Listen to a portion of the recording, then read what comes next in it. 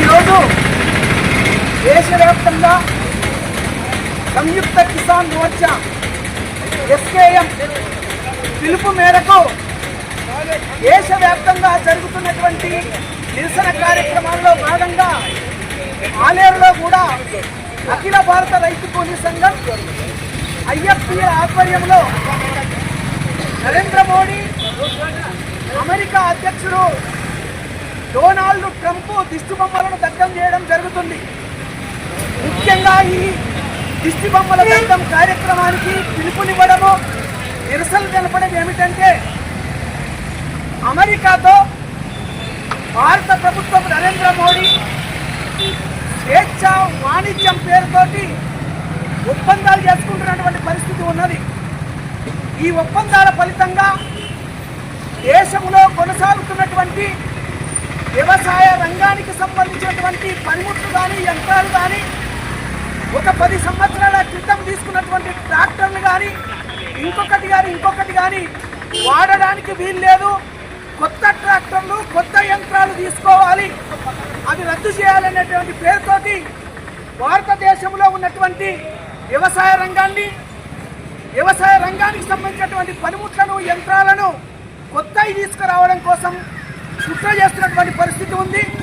మొత్తంగా అమెరికా నుండి దిగుమతి చేసుకుంటున్నటువంటి వ్యవసాయ రంగానికి సంబంధించినటువంటి వస్తువులు కానీ ఇతర సామాగ్రి ఏదైతే ఉందో వాటి మీద 50% పైగా సుంకాలను విధించడం అంటే మొత్తంగా ఈనాడు భారతదేశంలో ఉన్నటువంటి వ్యవసాయ రంగాన్ని, రైతాంగాన్ని, ప్రజలను దగా చేయడం తప్ప మరొకటి కాదనేది మనం అర్థం చేసుకోవాలి. ఎన్ని రకాల స్వేచ్ఛ మార్పులను దగ్ధం చేయడం జరుగుతుంది. ముఖ్యంగా ఈ దిష్టిబొమ్మల దగ్ధం కార్యక్రమానికి పిలుపునివ్వడము, నిరసనలు తెలపడం ఏమిటంటే అమెరికాతో భారత ప్రభుత్వం నరేంద్ర మోడీ స్వేచ్ఛ వాణిజ్యం పేరుతోటి ఒప్పందాల పేరుతోటి అమెరికా వాడు దేశాన్ని మోసం చేస్తుంటే, దోపిడీ చేస్తుంటే